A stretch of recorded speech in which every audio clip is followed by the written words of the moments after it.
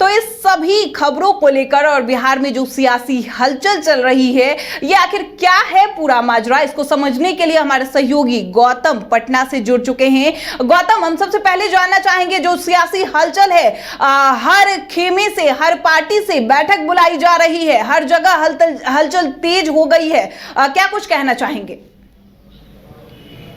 बिल्कुल अलका, आपने ठीक कहा कि जिस तरीके से सियासत में बदलाव आ रहा है, लगभग तमाम पार्टियां बन बना चुकी हैं, चाहे बात भारतीय जनता पार्टी की हो, बात चाहे जेडीयू की हो, दोनों के बीच नज़दीकियां बढ़ गई है और इन नज़दीकियों की वजह से आरजेडी से जो दूरियां हैं वो बढ़ गई है। इसके अलावा अन्य जो पार्टियां हैं, चाहे वो आरएलएसपी की तरफ से उपेंद्र कुशवाहा हो, मांझी हो, चिराग पासवान हो, इन दलों के अंदर भी किसी से दूरियां और किसी के बीच नज़दीकियां चल रही है। लिहाजा आज की इस घटनाक्रम में सबसे बड़ी बात ये देखने को मिली कि जब सुबह गणतंत्र दिवस के मौके पर 26 जनवरी में के मौके पर जब तेजस्वी यादव और मुख्यमंत्री नीतीश कुमार की नज़रें बिल्कुल नहीं मिली। तेजस्वी ने तो एक नज़र देखा भी, मगर मुख्यमंत्री नीतीश कुमार ने एक बार भी पलटकर या देखने की कोशिश नहीं की। इस बात से स्पष्ट हो जाता है कि दोनों के बीच दूरियां कितनी बढ़ गई हैं। लिहाजा कुर्सी का खेल है और दोनों के बीच में जो एक अलग से कुर्सी लगाई गई,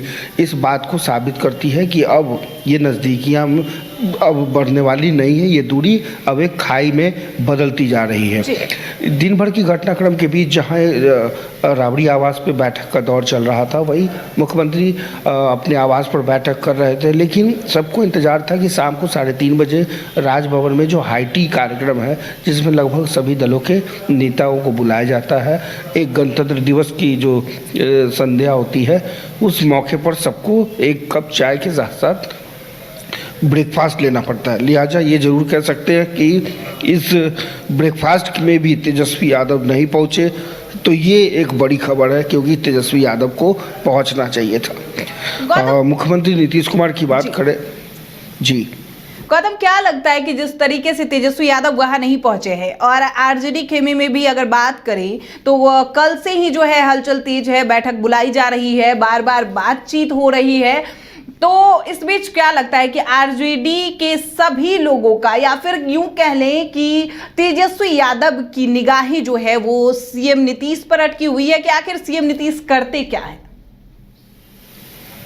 देखिए, यही कारण है कि जो राज्यसभा सांसद मनोज झा ने स्पष्ट तौर पे कहा कि ऐसी तो कोई बात नहीं थी, और अगर ऐसी बातें मीडिया में आ रही है तो मुख्यमंत्री को इस बात का खंडन करना चाहिए। लेकिन आरजेडी भी अब इस बात को मान चुकी है कि दोनों के बीच की जो दूरियां हैं वो अब पटने वाली नहीं है, और इन खाइयों के बीच में कहीं ना कहीं जो नज़दीकियाँ हैं वो भारतीय जनता पार्टी के साथ में है। लिहाजा दिल्ली से लेकर पटना तक मीटिंग का दौर चल रहा है। तेजस्वी यादव राबड़ी आवास पे कल एक अहम बैठक बुलाने वाले हैं, विधायकों की बैठक होने वाली है, बीजेपी कार्य समिति की बैठक करने वाली है, इसके अलावा दिल्ली में अमित शाह बैठक कर रहे हैं। तो कहीं न कहीं बिहार की राजनीति में एक महत्वपूर्ण बदलाव के संकेत हैं, और इस बदलाव के दौर में मुख्यमंत्री नीतीश कुमार ही होंगे, यह तो बिल्कुल तय है जी। गौतम, हम एक और खबर को आपसे समझना चाहेंगे कि जिस तरीके से यूं तो कह ले, और हम लोग देख भी रहे हैं कि हर खेमे में जो है वो अभी बैठक का दौर लगातार जारी है, लेकिन अभी जो एक खबर सामने आई है जिसमें बीजेपी भी कल बैठक बुलाने वाली है और प्रदेश कार्य समिति की ये बैठक बुलाई जा रही है, इससे क्या लगता है कि क्या बीजेपी किन बातों पर विचार करने वाली है, क्या कुछ कयास लगाए जा सकते हैं? गौतम, बिल्कुल अलका, आपने ठीक कहा कि जिस तरह से बीजेपी बैठक कर रही है उसके कयास क्या लगाए जा सकते हैं। तो सीधी तौर पे सम्राट चौधरी बीजेपी के प्रदेश अध्यक्ष हैं। महागठबंधन से अलग होने के बाद सबसे ज़्यादा हमला नीतीश कुमार पर और सरकार पर अगर किसी ने किया तो वो सम्राट चौधरी है। लिहाजा सम्राट चौधरी और जो बीजेपी के प्रदेश के जो नेता हैं वो नहीं चाहते हैं कि नीतीश कुमार की वापसी उस तरीके से हो, मुख्यमंत्री के तौर पे हो, क्योंकि उनको फिर जनता के बीच में जाना है, जनता के बीच में क्या रिस्पॉन्स मिलेगा। तो कहीं ना कहीं नीतीश कुमार जो लगातार पलटते रहे हैं, तो क्या आने वाले समय में भी उनके साथ में रहेंगे, ये एक बहुत बड़ा सवाल है। लेकिन जिस तरह से नरेंद्र मोदी, अमित शाह और जेपी नड्डा ने मन बना लिया है कि कहीं ना कहीं परिवारवाद से बिल्कुल अलग ताल्लुकात रखते नीतीश कुमार की जो छवि है वो पूरी तरीके से भ्रष्टाचार के में कहीं भी उनका कोई नाम नहीं है। इसके अलावा नीतीश कुमार एक ब्रांड है, कहीं ना कहीं एक तरीके से सुशासन का चेहरा है। तो अगर वो जंगल राज से मुक्ति दिला करके बीजेपी के साथ रहते हैं तो आने वाले लोकसभा चुनाव में बहुत ज़्यादा फायदा होगा। ये इस बात को लेकर के आश्वस्त है बीजेपी। लेकिन बीजेपी के जो तमाम जो लीडर हैं, चाहे वो देखिए आपने सुशील मोदी की बात कर लीजिए, विजय सेना की बात कर लीजिए, जब इन लोगों ने एयरपोर्ट पे बातचीत की मीडिया से तो साफ तौर पे कहा कि जो दरवाजे खिड़कियां जो सब कुछ बीजेपी ने बंद कर दिए थे वो समय के साथ खुल भी सकते हैं, यानी कि एक समझौता हो सकता है, एक डील हो सकती है और ये डील बिल्कुल फाइनल है। बस इंतजार है मुख्यमंत्री के राजभवन जाने का और बाकी चीज़ें जो है संवैधानिक जो व्यवस्थाएं हैं उस तरीके से होंगी। लेकिन इतना ज़रूर है कि अब आरजेडी और जेडीयू के बीच में दूरियां बढ़ गई है। सरकार बहुत ज़्यादा घंटों तक नहीं चलने वाली और कुछ ही घंटों के बाद जो है कुछ ना कुछ एक अलग सरकार के रूप में या फिर अलग एक जो संवैधानिक जो चीज़ें हैं वो कहीं ना कहीं नीतीश कुमार एक बड़े बदलाव के मूड में है। और ये बदलाव के कारण क्या होंगे, ये कारण के बीच जो जनता के बीच में जाएंगे मुख्यमंत्री नीतीश कुमार तो क्या जवाब देंगे, ये भी उनको सोचना होगा। क्योंकि लगातार पार्टी बदलने से या महागठबंधन से पाला बदलने से शायद मुख्यमंत्री नीतीश कुमार के राजनीतिक करियर या सेहत पर भी असर पड़ सकता है। लिहाजा ये सारी चीज़ें मुख्यमंत्री नीतीश कुमार बहुत ही मॉनिटरिंग के साथ देख रहे हैं। लेकिन जो आंकड़ा इस वक्त खेल चल रहा है उन आंकड़ों के खेल में 122 का जो आंकड़ा है उसमें कहीं ना कहीं 114 पे आरजेडी है, लेकिन बाकी 8 सदस्य कैसे वो पूरा कर पाएंगे ये एक बहुत बड़ी चुनौती होगी। और कितने इंटैक्ट रख पाते हैं तमाम जेडीयू के विधायकों को, इसको लेकर के भी एक अहम बैठक जेडीयू में हो रही है। और बाकी चीज़ें जो बीजेपी के साथ एलाइज अगर हो जाए तो फिर ये आंकड़ा बहुत ही आसानी से मिल जाएगा और सरकार एक बार फिर से बीजेपी के साथ जेडीयू की बन जाएगी बिहार में। जी गौतम, जिस तरीके से आपने कहा हमने समझा भी उन चीज़ों को कि बीजेपी से जो है दरवाजे खुल सकते हैं समय के साथ। लेकिन यहाँ एक और सवाल मेरा आपसे रहेगा कि सुशील मोदी, सम्राट चौधरी की अगर बात करें वो बैठक में शामिल हो रहे हैं तो ये फैसले लिए जा सकते हैं। लेकिन अगर गृह मंत्री अमित शाह की हम बात करते हैं तो फिर उन दहाड़ का क्या, जो कि पिछले कुछ दिनों पहले अमित शाह ने भरी सभा में लिया और भरी सभा में अमित शाह ने ये क्लियर करते हुए कहा कि जेडीयू को अब बीजेपी जो है नहीं अपनाएगी और अगर नीतीश कुमार ये सोच रहे हैं कि बीजेपी में वो आ जाएंगे तो ये असंभव है। तो उन बातों पे आप क्या कहेंगे कि क्या लगता है इसमें गृह मंत्री अमित शाह भी शामिल होने वाले हैं इस बैठक में? तो क्या लगता है कि कुछ बातें अटपटी सी भी सामने नजर आएंगी या फिर सारी बातों पे बात बन जाएगी? बिल्कुल ठीक कहा आपने अलका कि जिस तरह से भरी सभा में अमित शाह ने गरजते हुए कहा था कि मुख्यमंत्री नीतीश कुमार कान खोल कर आप सुन लीजिए कि आपके लिए बीजेपी के तमाम दरवाजे बंद हैं, खिड़कियां बंद हैं, अब आपके आने के सारे विकल्प बंद हैं। लेकिन ये उस वक्त कहा था जब मुख्यमंत्री नीतीश कुमार आना ही नहीं चाह रहे थे। उन्होंने खुद ही कहा था कि मैं मिट्टी में मिल जाऊँगा लेकिन आपकी तरफ नहीं आऊँगा। तो ये राजनीति में ये सारी चीज़ें, बयानों का दौर चलता है। पब्लिक इस चीज़ को जानती है कब कहाँ किस मूड में नेताजी कहते हैं। और आप ही देखिए ना, कुछ दिन पहले सदन के अंदर जिस तरीके से जीतन राम मांझी को मुख्यमंत्री नीतीश कुमार ने अपमानित किया था, वही मुख्यमंत्री नीतीश कुमार आज राजभवन में दोनों एक साथ तस्वीरें खिंचवा रहे थे। तो ये राजनीति है और राजनीति में कब कौन किस करवट बैठेगा यह कह पाना बहुत मुश्किल होता है। लेकिन हाँ, इतनी भी कम से कम दुश्मनी इस हद तक भी ना हो कि जब हम नज़रें मिलाएं तो इनायत रह सके।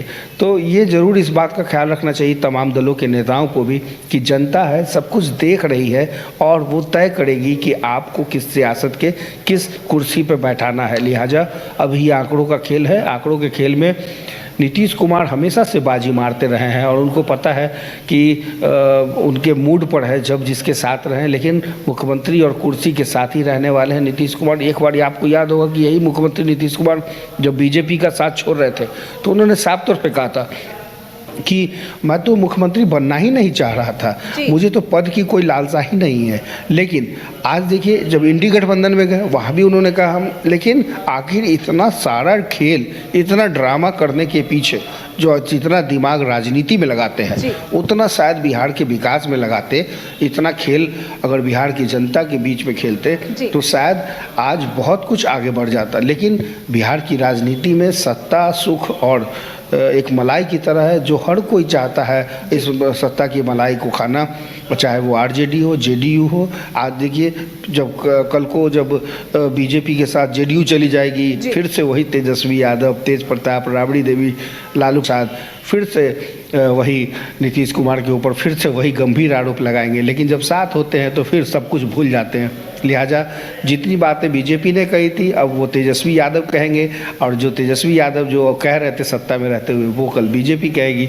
तो सत्ता का सुख है, लेकिन इतना ज़रूर है कि बीजेपी हो या महागठबंधन हो, कुर्सी के तौर पे, कुर्सी के तौर पे जो नीतीश कुमार हैं ये बहुत किस्मत वाले हैं कि लगातार कुर्सी जो है उनके साथ ही रहती है।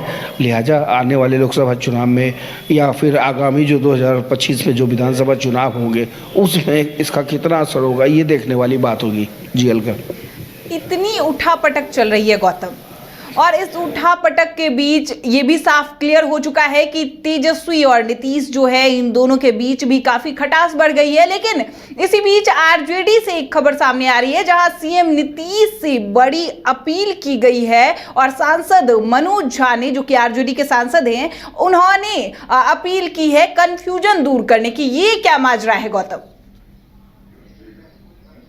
कहीं कोई कन्फ्यूज़न नहीं है, ये वही मनोज झा हैं जो बहुत ही पढ़े लिखे राज्यसभा के सांसद हैं, हमेशा अपनी दलील तर्कों के साथ रखते हैं, और इतनी बड़ी मतलब नासमझी मुझे नहीं लगता है कि मनोज झा कर सकते हैं, क्योंकि मनोज झा तार्किक रूप से अपनी बात रखते हैं, बहुत ही समझदार हैं। और ये ज़रूर कह सकते हैं कि इस वक्त मनोज झा भी सारी तस्वीरों को देख रहे हैं, लेकिन दरअसल संशय की स्थिति ये है कि अब जब दूरियां बढ़ गई है इसको पाटने का कोई इलाज नहीं है, क्योंकि ना तो वो नीतीश कुमार लालू प्रसाद यादव की सुनने वाले हैं, ना तेजस्वी यादव की सुनने वाले हैं, ना राबड़ी देवी की। और क्योंकि नीतीश कुमार जो करते हैं वो बाएं हाथ से करते हैं और दाएं हाथ को पता नहीं चलता है, ये लालू प्रसाद यादव बखूबी जानते हैं। लिहाजा लालू प्रसाद यादव ये भी जानते थे कि कितने दिनों तक नीतीश कुमार उनके साथ रहेंगे ये भी कह पाना बहुत मुश्किल है, लेकिन इतने दिनों तक में तेजस्वी यादव को कहीं ना कहीं एक गुरु के रूप में, एक अभिभावक के तौर पे मुख्यमंत्री नीतीश कुमार का साथ मिला। उनकी कार्यशैली सीखने का अंदाज जरूर सीख गए होंगे, और ये जरूर समझ गए होंगे कि राजनीति में कोई किसी का दोस्त और दुश्मन नहीं होता है। हालांकि इस बात को समझने में बीजेपी भी गच्चा खा जाती है, लेकिन राजनीति है, कल कौन कब किस करवट बैठेगा ये कह पाना बहुत मुश्किल है। इसलिए मनोज झा ने जो कहा है वो सिर्फ इतना चाहते थे कि तेजस्वी यादव को लेकर जो संशय की स्थिति है, जो दूरियां हैं, वो स्पष्ट करें। जो मीडिया में बातें खबरें आ रही हैं वो मुख्यमंत्री स्पष्ट करें। भैया मुख्यमंत्री स्पष्ट क्यों करेंगे? मुख्यमंत्री को तो जो करना था वो कर लिए। अब आप देखिए आपकी अपनी सरकार कि अब आप क्या कर सकते हैं, क्योंकि आपके पास आंकड़ों के गणित में आप फेल हैं।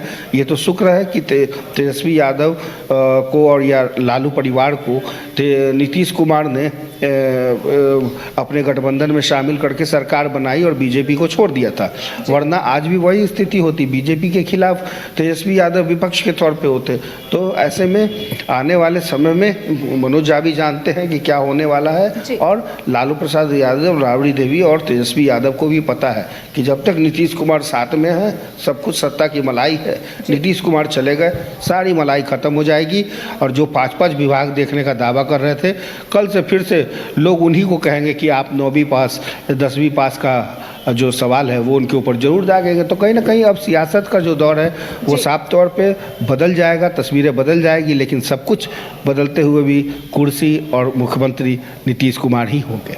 जी तो बहुत बहुत धन्यवाद आपका गौतम, हमारे साथ जुड़ने के लिए और पटना की सियासत से इतनी बड़ी बड़ी खबरों को साझा करने के लिए। तो आपको एक बार फिर से बता दें कि बिहार की सियासत में जो है वो उठापटक चल ही रही है और इसको लेकर कहीं ना कहीं केंद्र में भी जो है हलचल तेज हो गई है। हर तरफ बैठक का दौर जारी है। बीजेपी कल बैठक बुलाने वाली है, अपने प्रदेश कार्य समिति के सभी लोगों को बीजेपी बुलाने वाली है और इससे पहले आरजेडी में भी लगातार बैठक का दौर जारी है। जेडीयू अलग ही बैठक बुला रही है। अब क्या होने वाला है बिहार की सियासत में, ये तो वक्त ही बताएगा। केंद्र बिंदु बन गए हैं क्योंकि लगातार बिहार के मुख्यमंत्री